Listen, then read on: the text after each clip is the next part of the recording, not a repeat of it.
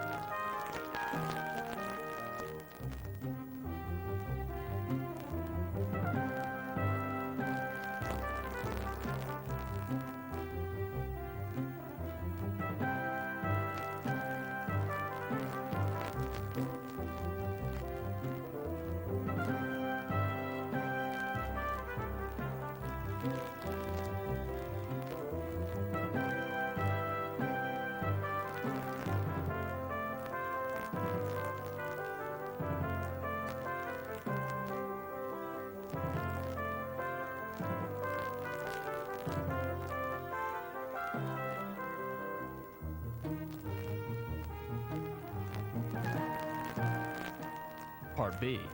Preparatory exercises for arm movements, or sequencing.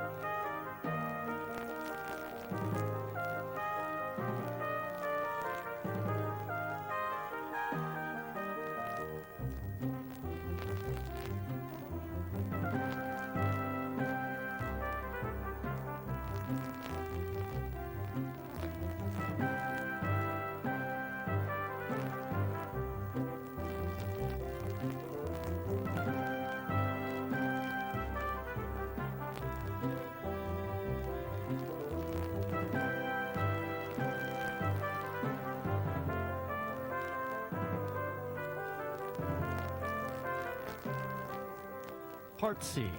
Independent foot movements.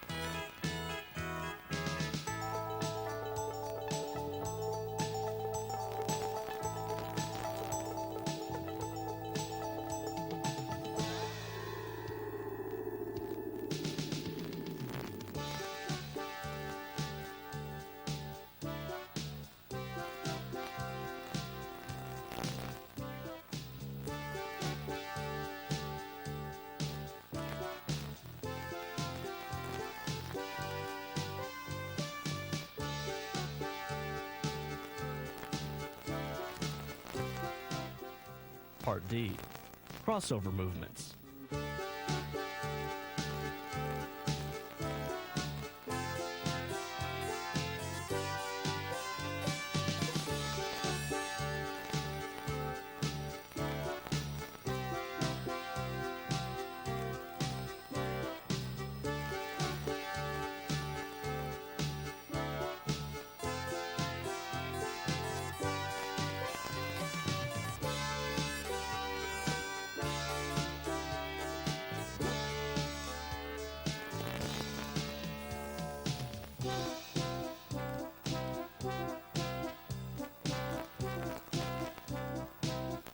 Part E, half crossover movements.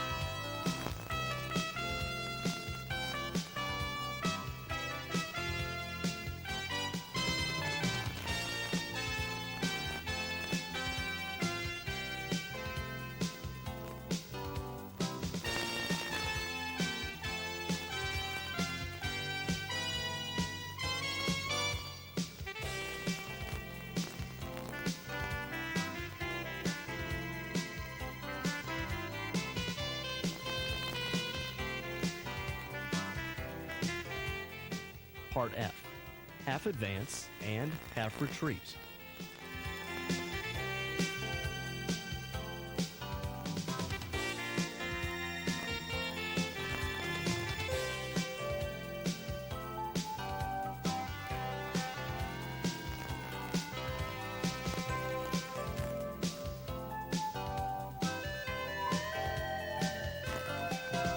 Part G.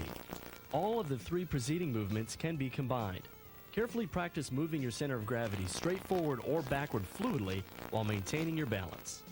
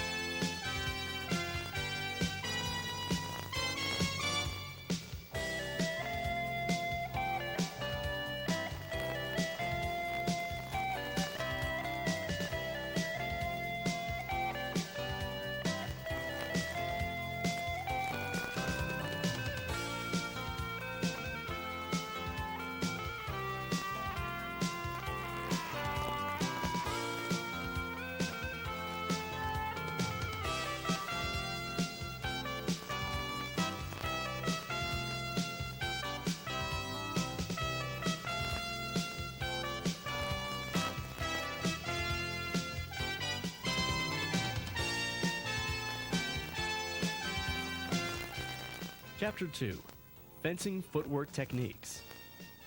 Proper footwork helps a fencer attack, defend, and counterattack against an opponent. The preparation and completion of certain actions, the maintenance and regulation, is accomplished by proper footwork. Fencing footwork is divided into two groups, simple and compound. The simple movements are the forward crossover, backward crossover, half advance, half retreat, advance, retreat, lunge, on guard and on guard forward, jump forward, jump backward, flash, appel, appel advance, appel lunge, slide, and check.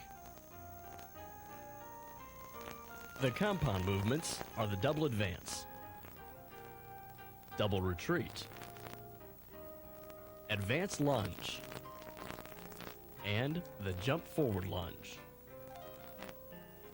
The compound footwork consists of 2 or more simple movements with the change of tempo. Theoretically, there can be more variations than illustrated in this videotape, but these are the most frequently used. Foot movements can only be executed by moving the center of gravity, which should be accomplished surreptitiously. The trunk should move simultaneously with the legs. It is a mistake for the trunk to execute a movement before or after the legs. Foot movement from an odd guard position has many advantages. It provides better balance, easier change of direction, elimination of the up and down movement of the body's center of gravity, and simultaneous movements of the trunk and legs. In teaching footwork, any movement can be interrupted and broken down in order to enhance the feeling for the center of gravity. This is the preferred modern method. To understand, feel, and learn the common technical norms of fencing footwork, one should strive for uninterrupted fluid motion displacing the center of gravity, a natural erect body position, parallel position of the shoulders to the floor during foot movements, simultaneous movements of the trunk with the legs, light, smooth change of direction, and light, smooth footwork. The cross step is a variation of natural walking from the on-guard position. It is necessary to find the relationship between the known and natural movements to unknown and artificial fencing actions. If one learns the cross step early in training, one can avoid frequent errors which accompany the raising and lowering of the center of gravity, such as poor trunk posture. Observe the demonstrator as he shows the simple footwork movements. Remember to move the center of gravity properly in a level straight line forward or backward, not up and down. The forward crossover.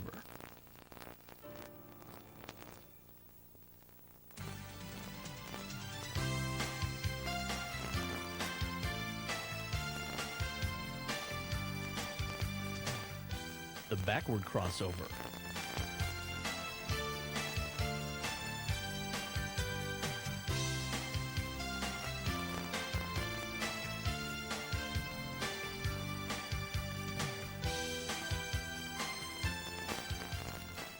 Prior to learning the advance and retreat, it is important to first learn the half advance and half retreat.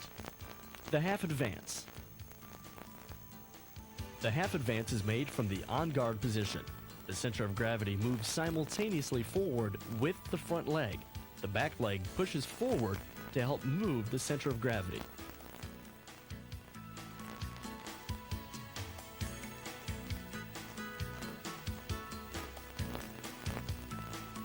The half retreat. Learning to push the center of gravity is important to the proper execution of the retreat. The half retreat is performed from the on-guard position. In the half retreat, the rear leg moves backward simultaneously with the backward displacement of the center of gravity. The front leg pushing backwards helps move the center of gravity. Initiation of most footwork is characterized by a slight lifting of the toe.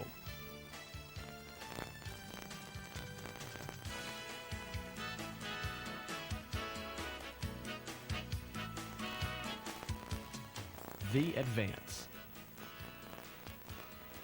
The advance is performed from the on-guard position. Without fully extending the leg, the front foot moves forward one step. The movement is initiated with a slight raising of the toes.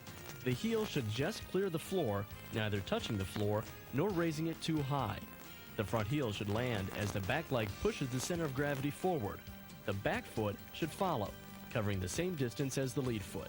The trunk must move in a smooth, fluid motion and remain erect. At first, the advance should be short. Long advances may cause gross changes in the position of the trunk and in one's center of gravity. After achieving correct and fluid motion, the student should start to accelerate the movement of the back foot. It can only be done if the front foot starts softly and slowly.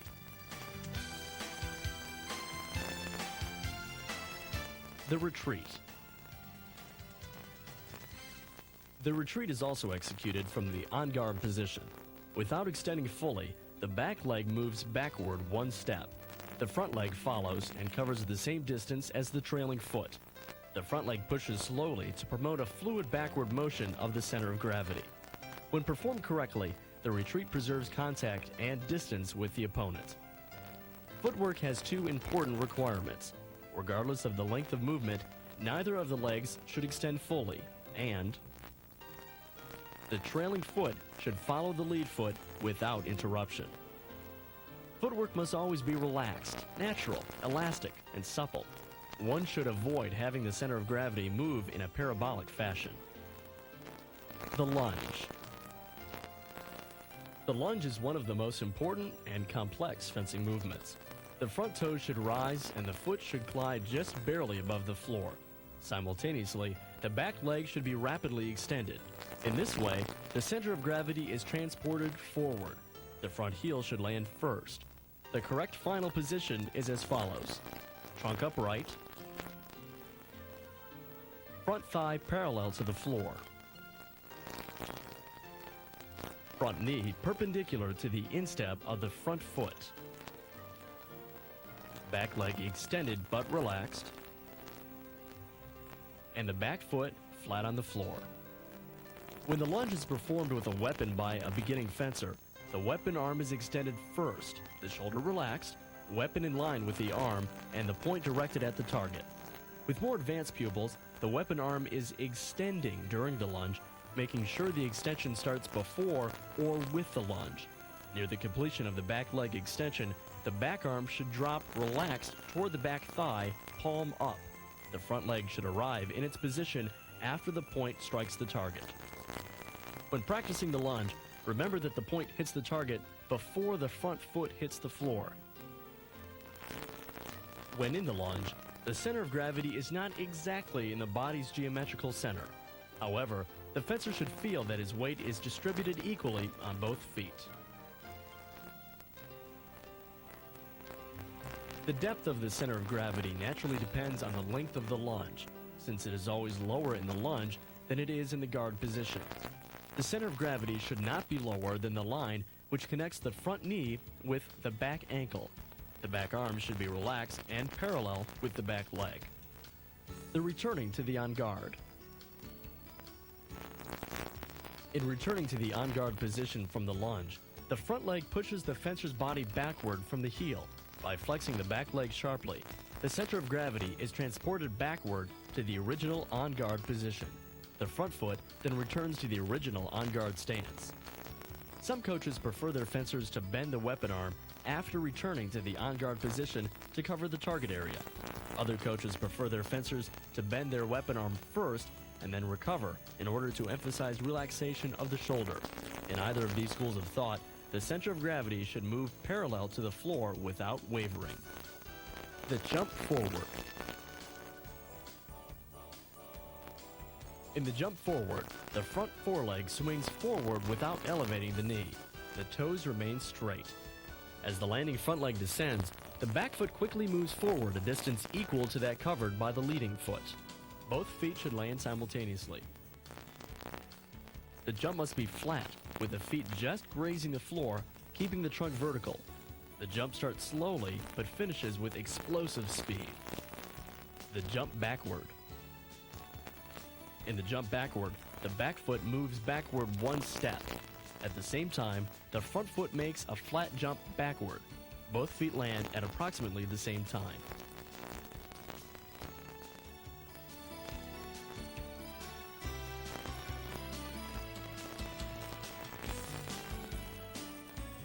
The flesh. The flesh is a fast attack from a long distance, in which the fencer propels himself forward by a leaping running action that normally causes him to pass his opponent. The advantages of a flesh over an advance or a jump forward lunge are that it's one motion and it's difficult to counterattack. The flesh is intended to surprise one's opponent. Unfortunately, after completing the flesh, it's very difficult to immediately initiate another action. That's why the flesh should be used with discretion and only after sufficient preparation. The flesh resembles a stretched out cross-step advance. When starting the flesh, the center of gravity is gradually moved to the front leg, and the body moves forward until one's balance is lost. The back leg initiates the flesh, while the ball of the leading front foot provides the explosive speed needed to drive the fencer toward his opponent. The back leg must execute a very long step forward as it crosses over the front leg. Upon landing, the fencer should retain his balance by running past his opponent, avoiding body contact. The hit should score before the back foot lands or at the same time that it lands. It's important that the pelvis and trunk move together. In the flesh, the back toes should be pointed forward, the shoulders remaining parallel to the floor. If the shoulder line changes, the back hip will tend to lift, causing the flesh to be shorter, higher, and slower.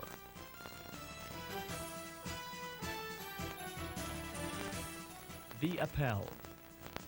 From the on-guard position, the front toes are lifted. The foreleg swings slightly forward and then returns to the starting position. The entire sole of the front foot should hit the floor. The impact of the foot may be soft and soundless or hard and loud. The appel is a step with the leading foot intended to cause a distraction or reaction. It may also be used as a preparation to complete an aggressive action. The appel advance. From the on-guard position, pick up the front foot and tap the ball and toe portion of the foot on the floor about 6 inches ahead of its original position. Simultaneous with this step, push the center of gravity forward and make an advance.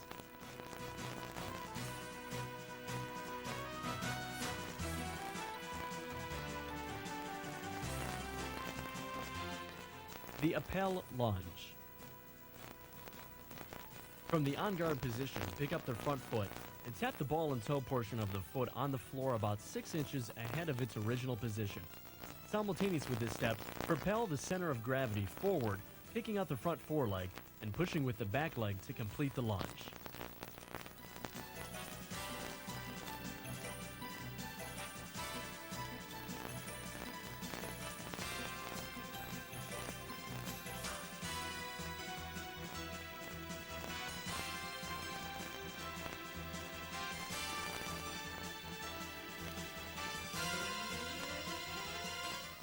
The slide. The slide starts as an advance, with the center of gravity shifting forward with the first motion. Maintaining the weight forward permits the front foot to slide as the back foot comes up. In performing the slide, the movement should be fluid and almost imperceptible.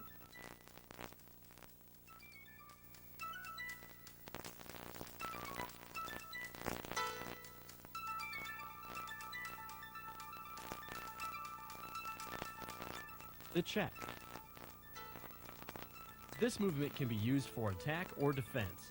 Checking may be defined as a false action intended to confuse one's opponent, to test their reactions, and to discover their intentions. It's often characterized by a sudden stop after starting an advance. The action begins and ends in the on-guard position.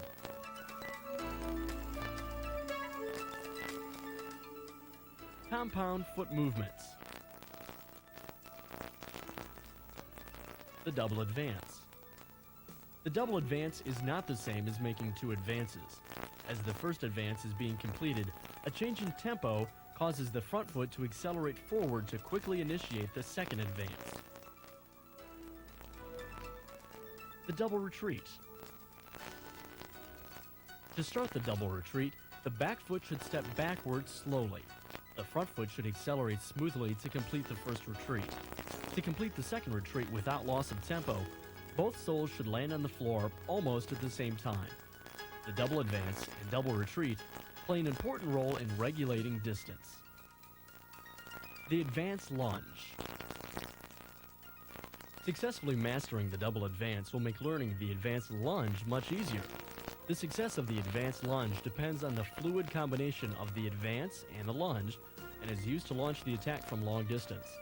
The action should gradually accelerate with the culmination of the advance being short and fast. After the completion of the advance, the lunge should explode immediately. The jump forward lunge. The jump forward lunge is executed with both feet skimming the floor and then both feet simultaneously regaining floor contact. During the jump, the torso remains vertical. The lunge should be launched immediately after the jump.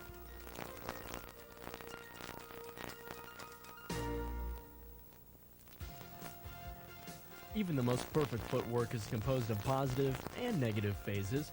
These accompany the footwork naturally and can't be totally eliminated, but only significantly reduced. These are some recommendations to reduce the problems that may accompany learning correct footwork techniques.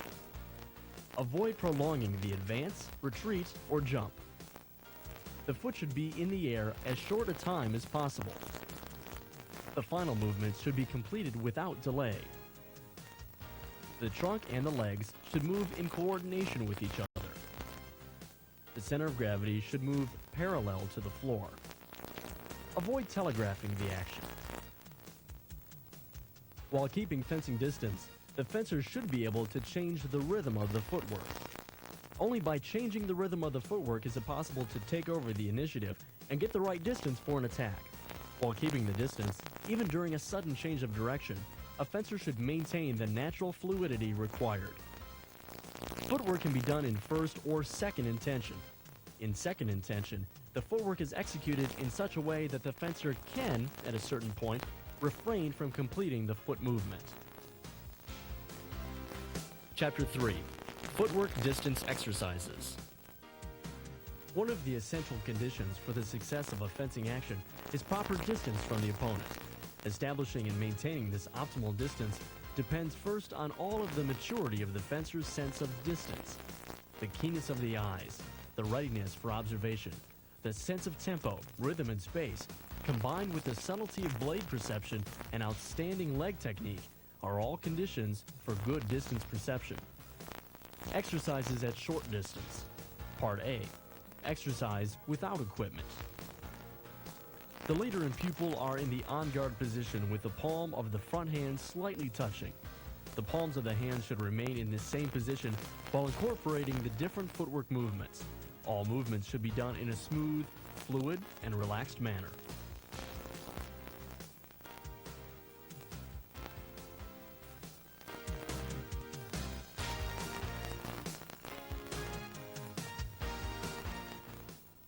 Combinations.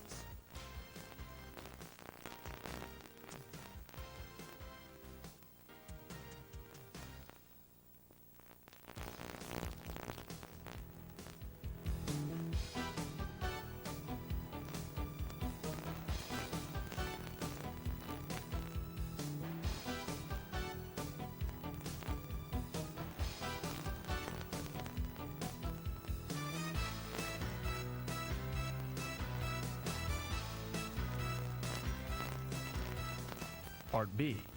Exercises with equipment.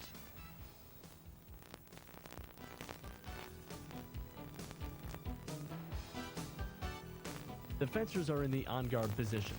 The pupil takes his distance by extending his weapon arm and lunging to touch the leader's chest, and then recovers to the on-guard position. Begin this exercise with an engagement. Later, without engagement. The leader may, at any time, ask the pupil to check his distance by lunging.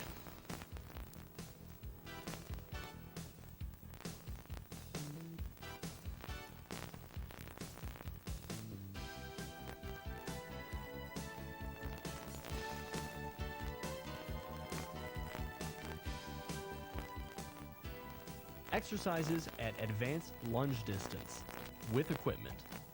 The fencers are in the on-guard position. The pupil takes his correct distance by advancing, extending his weapon arm, and lunging to the leader's chest.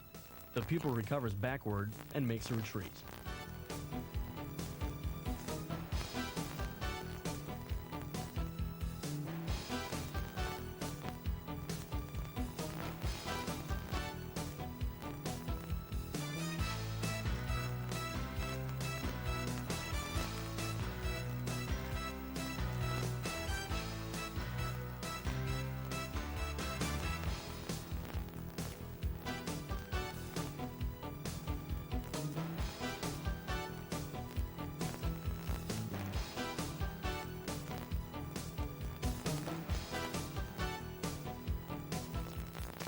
Combinations of these movements.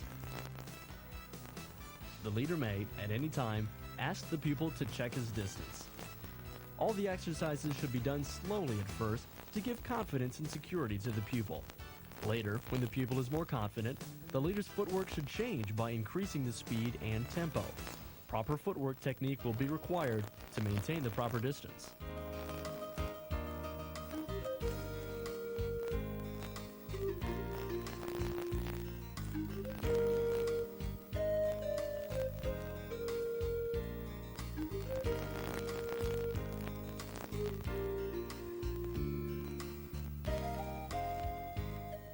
Footwork patterns.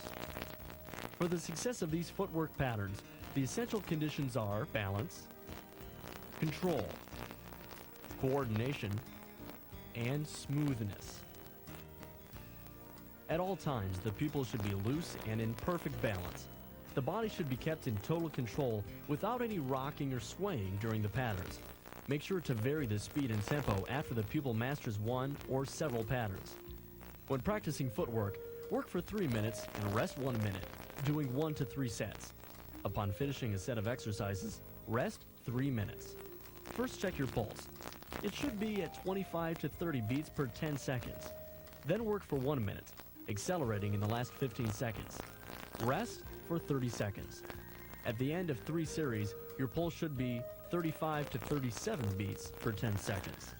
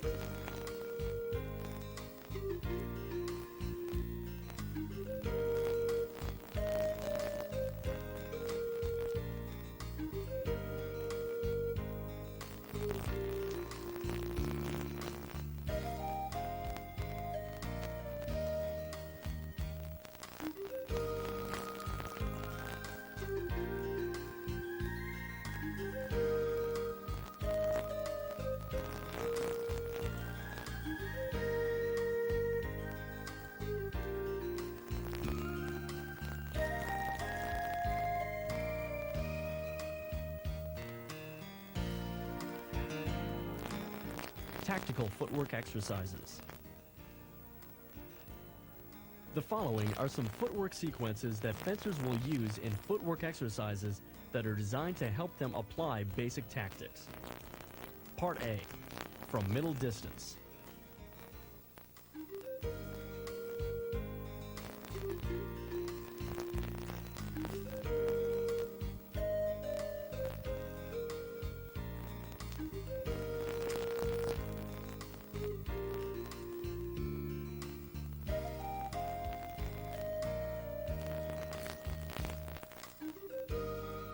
Part B, from middle distance.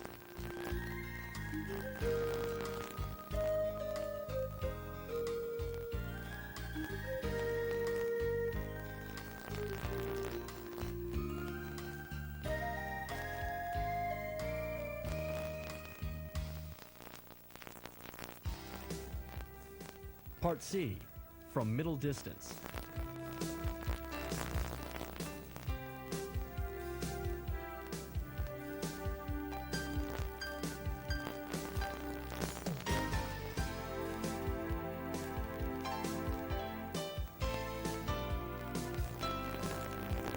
Part D, from middle distance.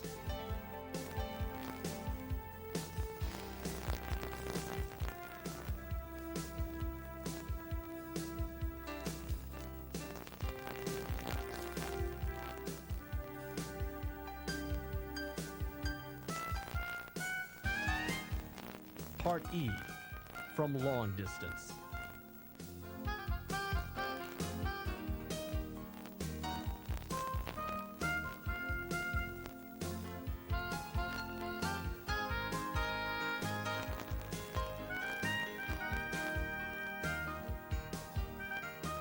Chapter 4, the foil.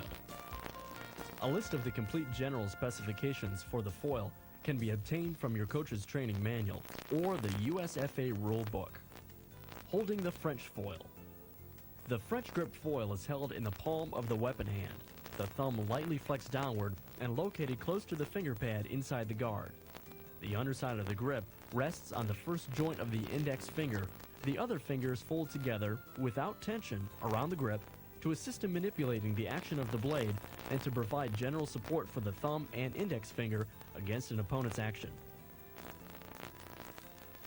The pommel lies against the center of the wrist so that the foil becomes an extension of the weapon arm with no break at the wrist. The palm of the hand should not touch the grip, instead leaving room between the palm of the hand and the grip. Holding the pistol grip foil. The pistol grip foil should be held and used similarly to the French grip with slight variations to adapt to the different grip shape.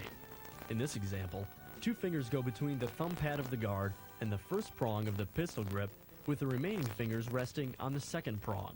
The thumb rests on the top as with the French grip. Hold the grip with the fingertips and leave room between the palm of the hand and the grip. As stated by Maitre Beguinet, hold the foil like you would hold a bird, not so tight as to suffocate it, but not so loose as to let it fly away. Chapter 5, Preparations of Attacks. These exercises will be shown from two different camera angles, first the profile, and then from over the pupil's shoulder. Part A, Engagement.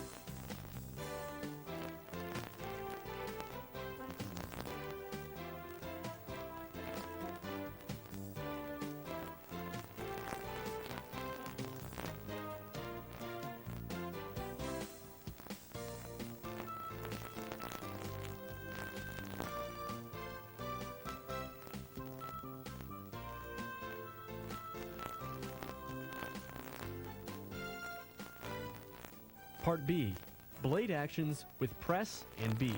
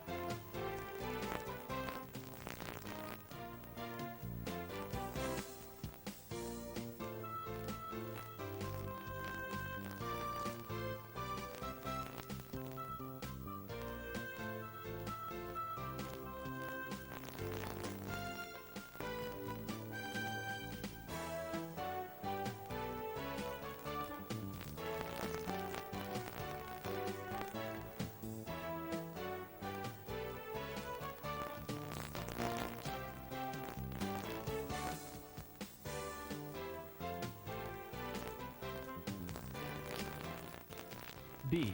Blade actions, Part 2. Coach engages and presses. The pupil returns the press when the coach's press weakens.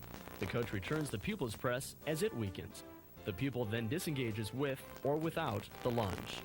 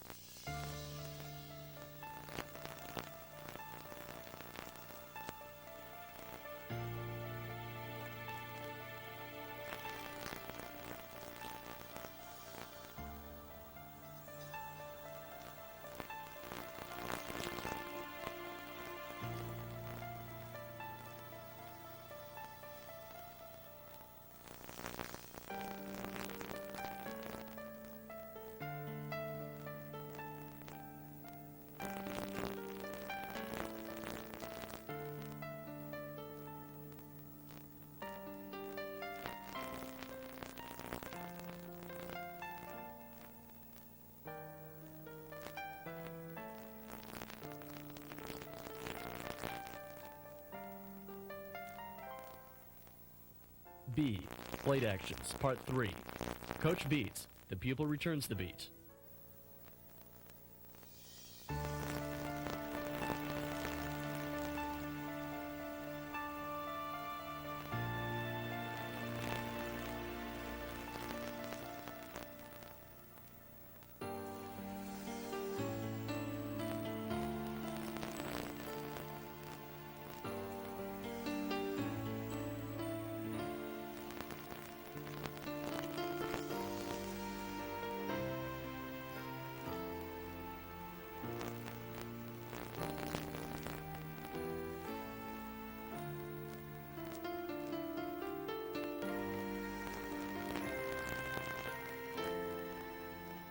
B.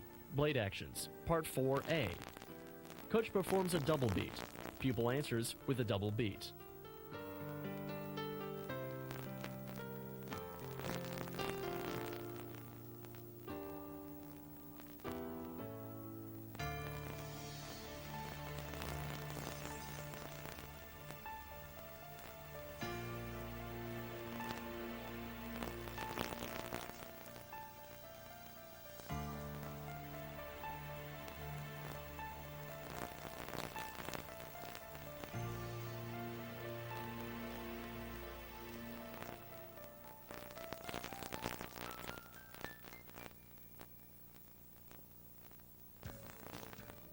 B.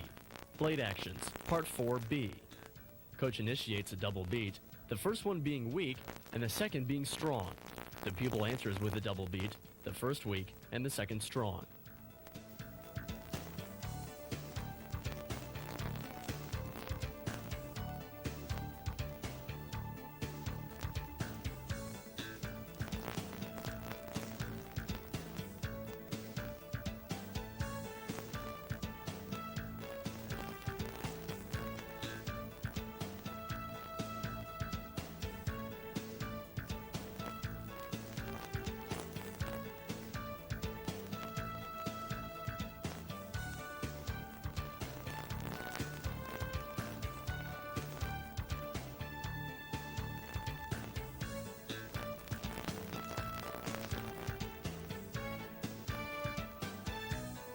B. Blade actions, Part 4C. Coach makes a double beat, the first one being strong and the second weak. The pupil returns with a double beat, the first strong and the second weak.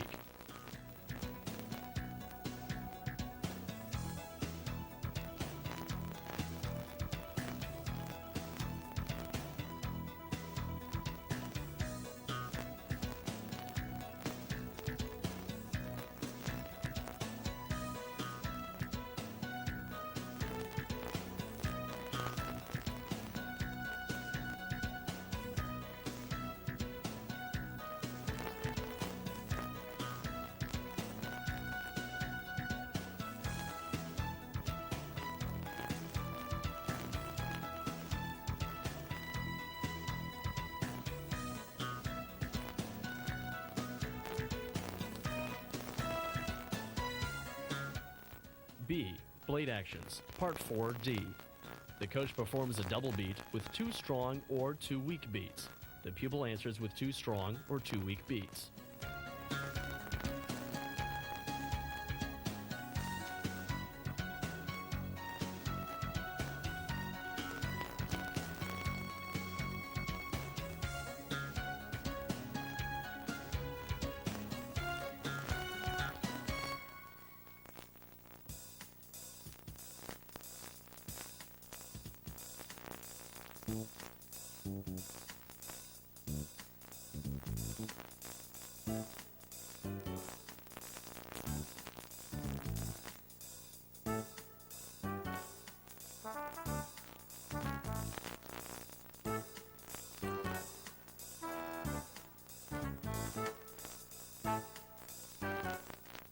B. Blade actions, Part 4, E.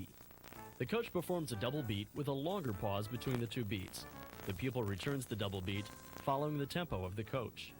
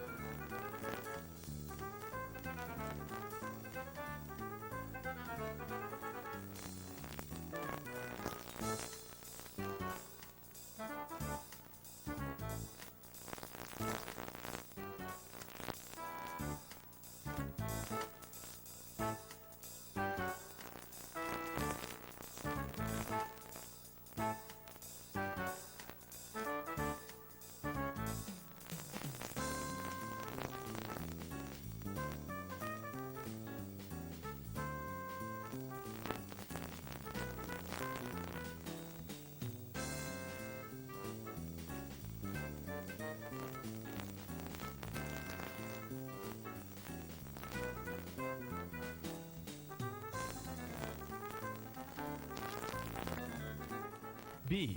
Blade actions, Part 5. The coach beats the pupil's blade and extends. The pupil returns the beat and thrusts with lunge.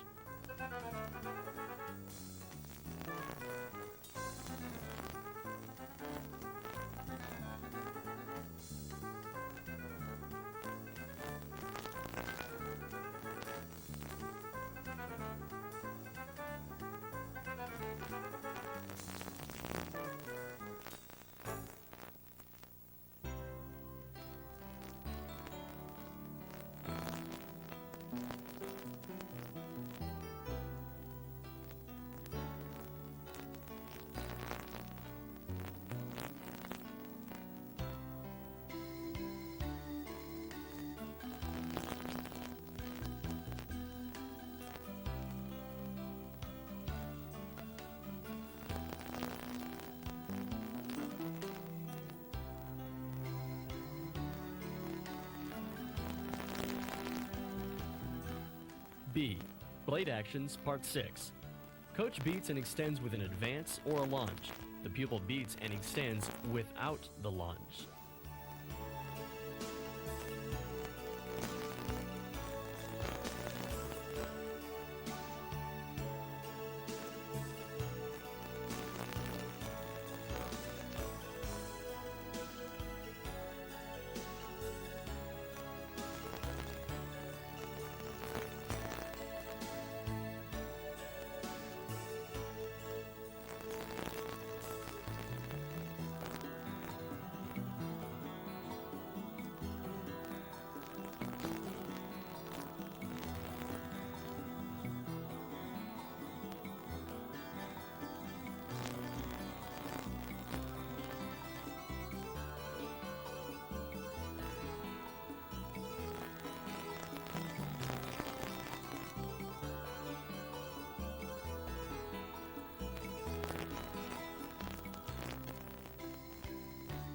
B.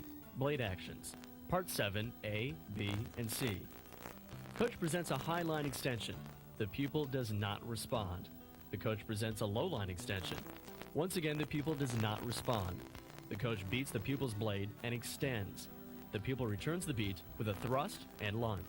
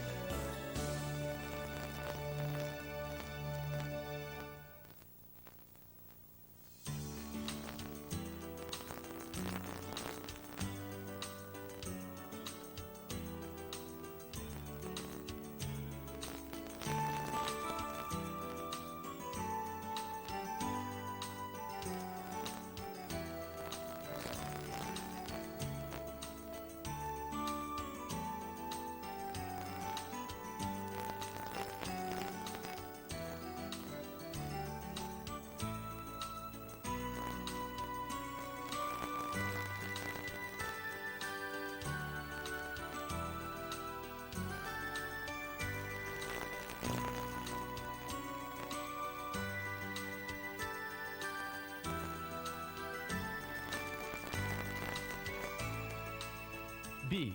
Blade Actions, Part 8. This part is performed as in the previous part, but with movement.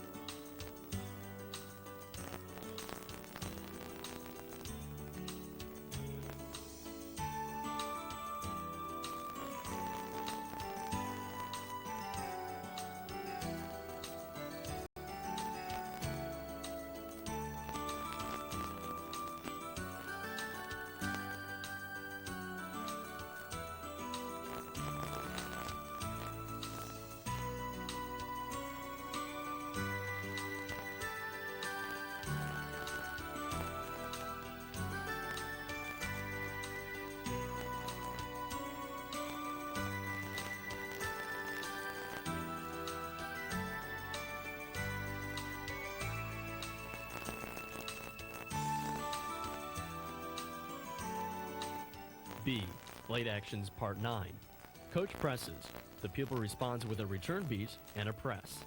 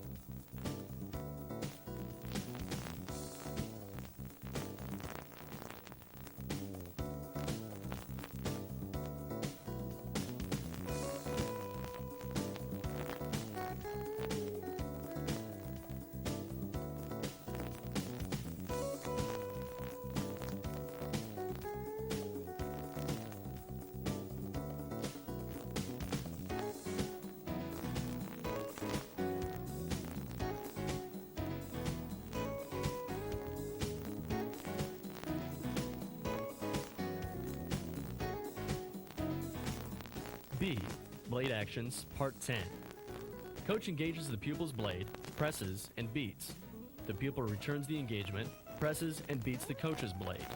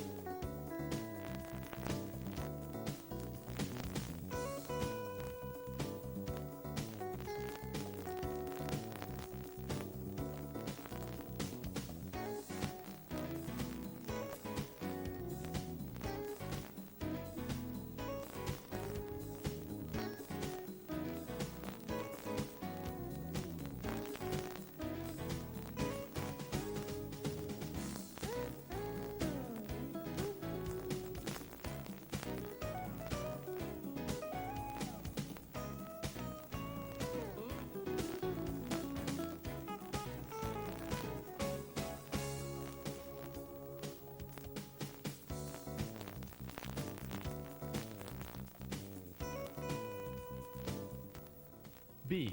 Blade Actions, Part 11. Coach presents his blade. The pupil engages and initiates a cutover.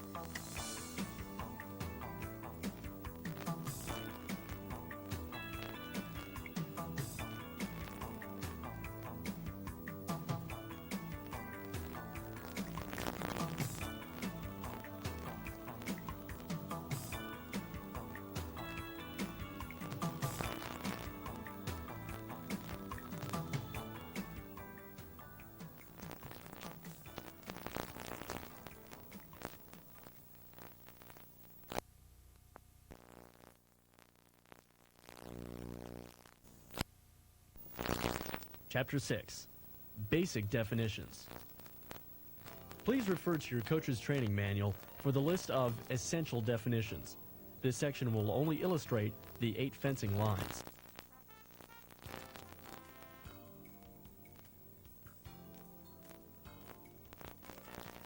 First,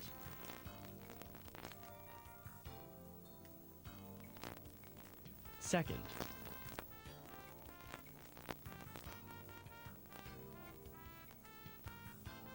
third,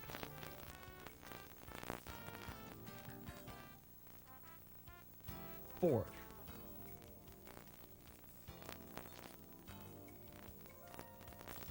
fifth,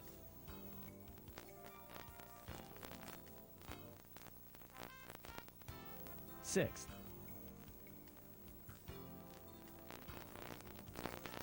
seventh,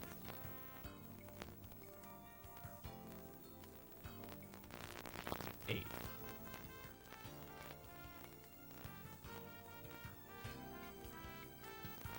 Chapter 7. Blade Work Exercises. Cueing. The coach is responsible for cueing the pupil when to begin an action and when to recover. The pupil should execute the action as the coach opens or closes the line. Part A. Simple Attacks Exercises. Material to be covered in simple attacks consists of the straight attack, the disengage attack, and the cutover attack. Simple attacks will be done from arm extension distance, from the lunge position, from advance distance, from lunge distance, and from advanced lunge distance. As before, each attack will be shown from both camera angles whenever possible. Variations. These drills can be started from an engagement. They can be repeated using different engagements in high and low lines, and they can be repeated using a change of engagement as a cue for the pupil to start the attack. The coach will start the exercises from an engagement and later without engagement.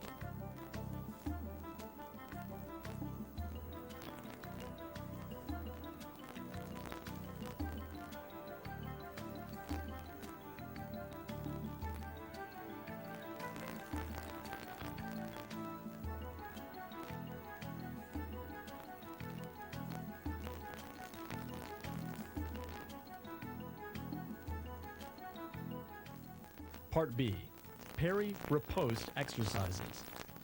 Material covered in the parry-riposte exercise will be the parry direct riposte standing, the parry direct riposte with lunge, the straight attack, the straight attack, parry in lunge, direct counter riposte remaining in lunge, the straight attack, parry and recover back, direct counter riposte standing, and the straight attack, parry and recovery back, direct counter, riposte with lunge.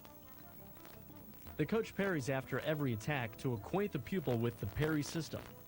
Thereafter, the coach mixes in parries, allowing the attack to hit sometimes, and at other times he parries and ripostes at random.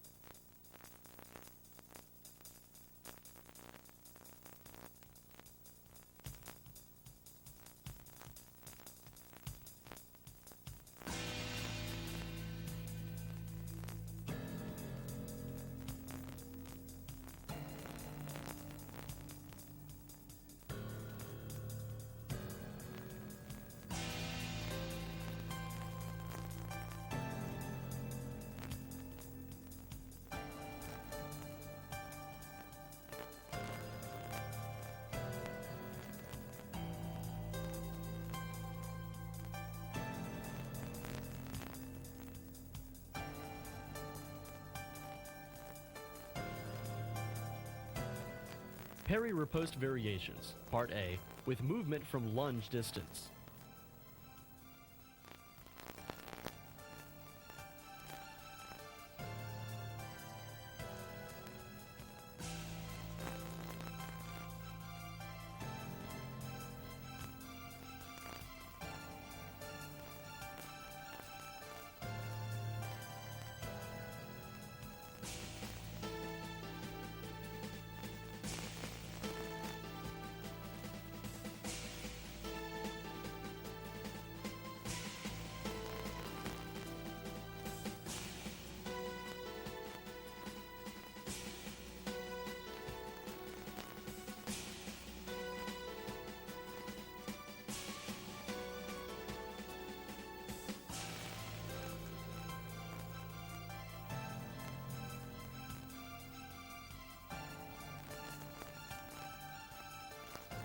Parry-riposte variations, Part B, with motion and random attacks, parries, ripostes, and counter-ripostes.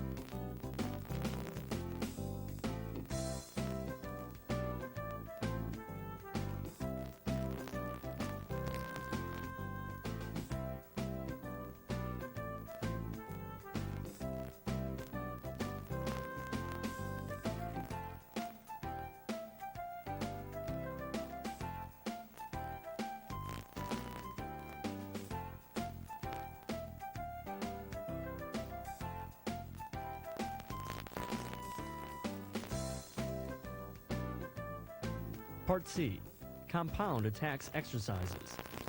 Material to be covered in these exercises are the straight attack, feint of straight attack, disengage, and the feint of straight attack, counter disengage. As before, each of these movements will be shown from 2 different camera angles. From lunge distance with the coach standing still.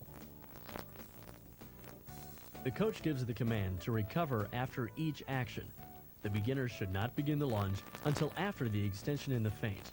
Higher level pupils may begin the lunge during the extension. Variations. Repeat the exercise from an engagement and make the student start the feint with a disengage or cutover. Repeat the exercises using different engagements.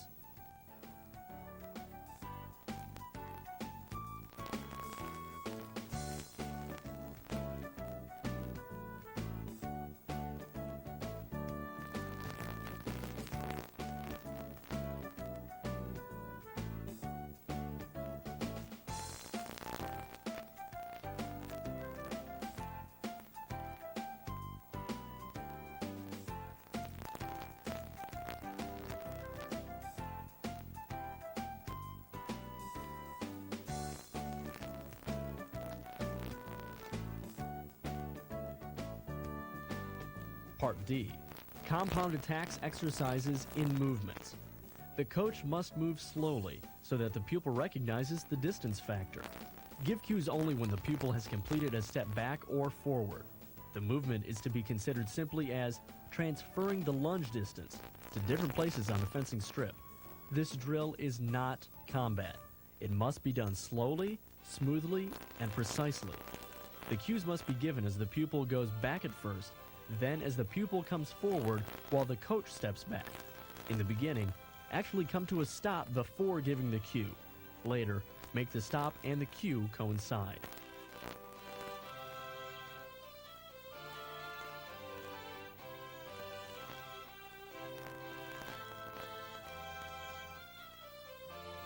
Part E. Compound attacks exercises from advanced lunge distance. Repeat Part C from advanced lunge distance. The coach stands still.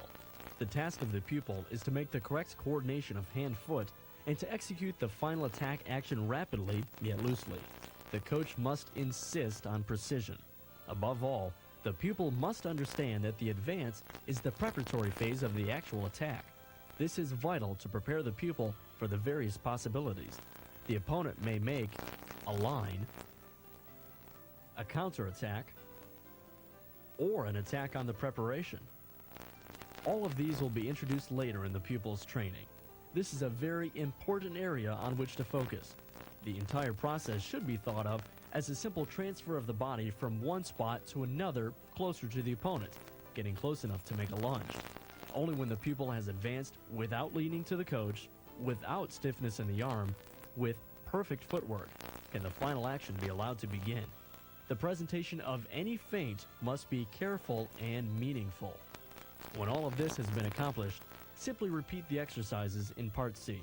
The coach may make a small step backward as the lunge unfolds to help the pupil to get used to hitting a moving target. Part F. Compound attacks exercises from advanced lunge distance in movements. The coach has the task of demanding that the pupil respect the distance precisely. The coach will understand that when a pupil executes a lunge phase, there's a tendency upon recovery from the lunge for the pupil to lose distance by not stepping back enough. The pupil must regain the precise original advanced lunge distance with each recovery, as explained earlier. As the coach and pupil move back and forth on the strip, the coach must constantly be alert to correct distance and scold the pupil who does not keep it. The pupil must never allow the coach to close in or get away. Also, the coach must not be too aggressive in the early phases of teaching. The exercises are properly done when the coach steps forward or backward slowly. The pupil learns the distance in this manner. Later, this can be done at a quicker pace. Part G. Attacks on the blade exercises. Material to be covered in this part are the straight attack, the press 4 straight attack, the press 4 disengage, the press 4 feint of disengage, disengage, the beat 4 straight attack, the beat 4 disengage, the beat 4 feint of disengage, disengage. This exercise is to be done from lunge distance. The beginner should not start the lunge until after the beat or beat feint. Higher level pupils may begin the lunge during the beat or beat feint. A variation of this exercise is to repeat using a different beat or press.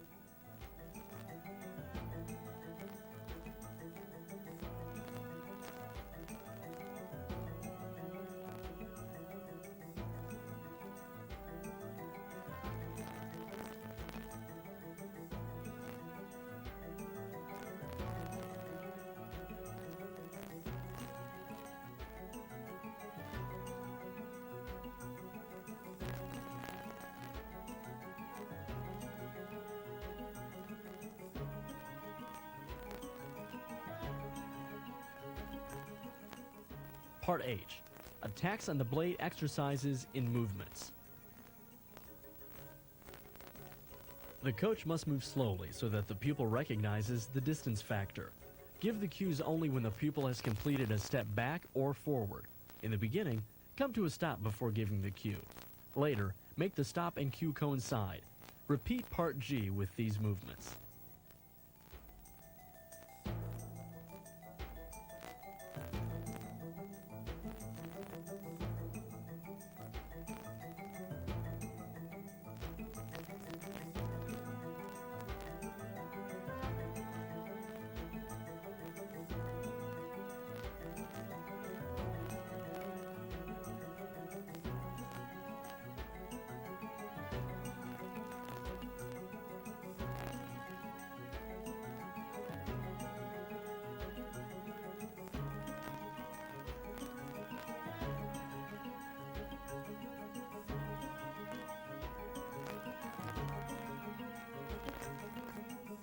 Part I. Attacks on the blade from advanced lunge distance. Repeat Part G from advanced lunge distance. The coach stands still. The task of the pupil is to make the correct coordination of hand and foot and to execute the final attack action rapidly yet loosely. The pupil must understand that the advance is the preparatory phase of the actual attack. This is vital to prepare the pupil for the various possibilities the opponent may make. A line, a counterattack, or an attack on the preparation. All of these will be introduced later in the pupil's training. This is a very important area on which to focus.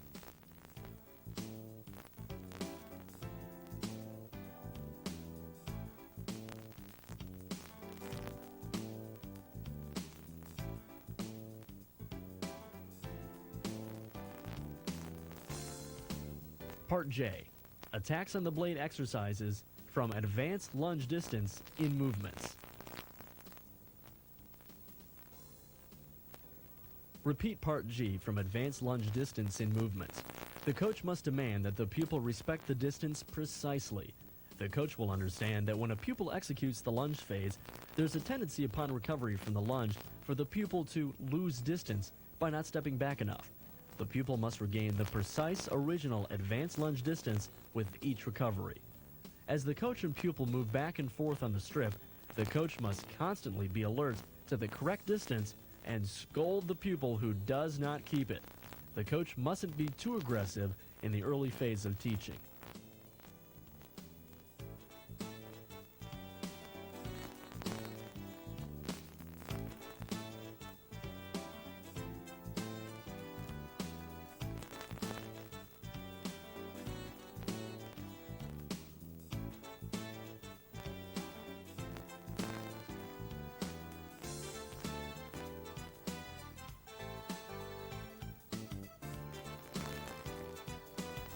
Part K. Taking the blade exercises. Material to be covered in this part will be taking the blade with the straight attack, the opposition in 6th, envelop in 6th, the cross 4, and the bind 4. For the beginner, the coach should have his arm extended before the pupil takes his blade. A higher level pupil may start to take the coach's blade as the coach is extending his arm.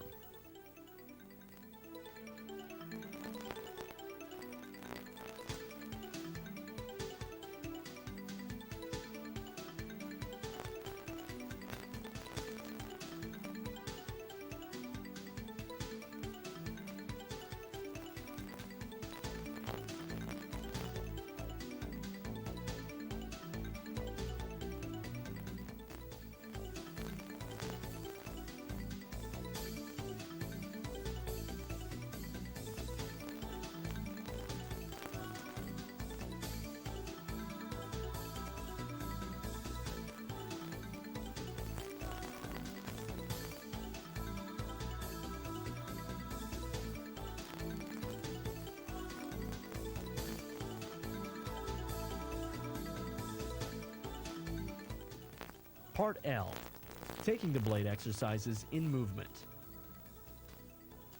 The coach must move slowly so that the pupil recognizes the distance factor. Give the cues only when the pupil has completed a step back or forward. In the beginning, come to a stop before giving the cue. Later, make the stop and cue coincide. Repeat Part K with these movements.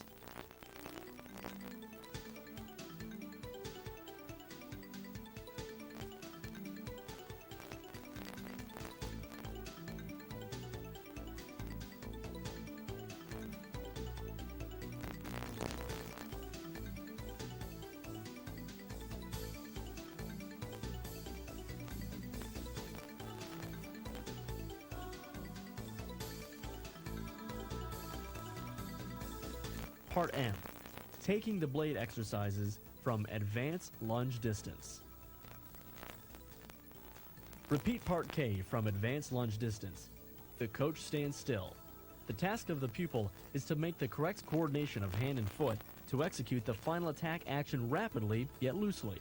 The pupil must understand that the advance is a preparatory phase of the actual attack. This is vital to prepare the pupil for the various possibilities the opponent may make. A line, a counterattack, or an attack on the preparation. All of these will be introduced later in the pupil's training. Part N, taking the blade exercises from advanced lunge distance in movements. Repeat Part K from advanced lunge distance in movements. The coach must insist on a precise distance from the pupil. The coach will understand that when a pupil executes the lunge phase, there's a tendency upon recovery from the lunge for the pupil to lose the distance by not stepping back enough. The pupil must regain the precise original advanced lunge distance with each recovery.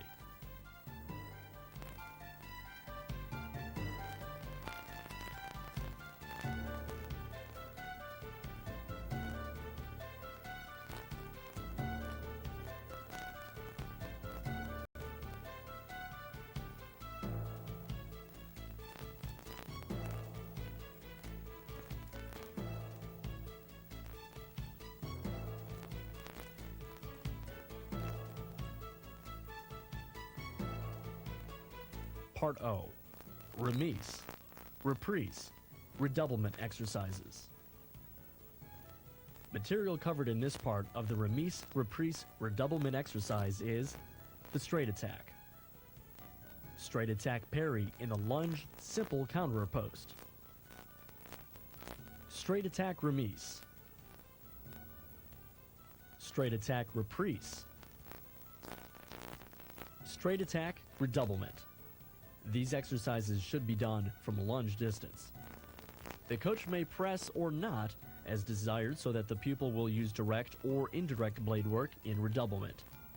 Repeat these exercises using different attacks.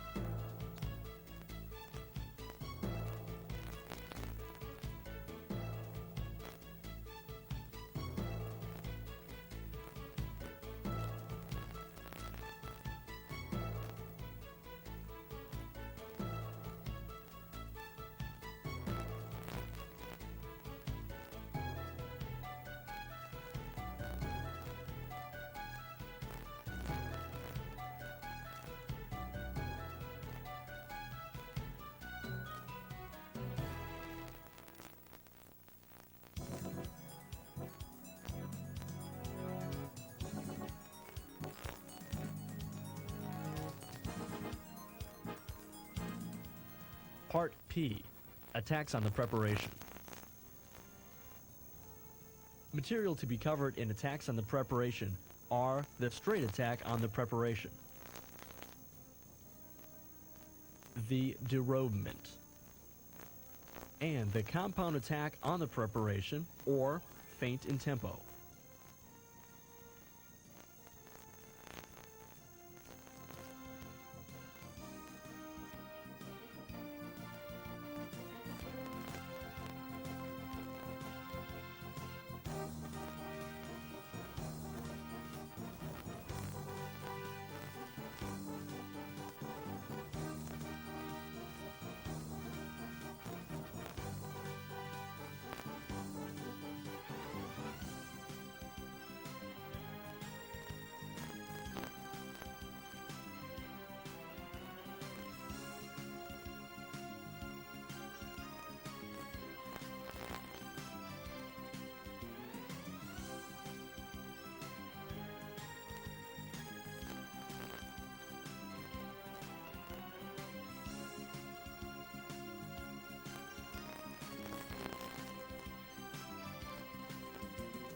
Part Q, attacks on the preparation in motion.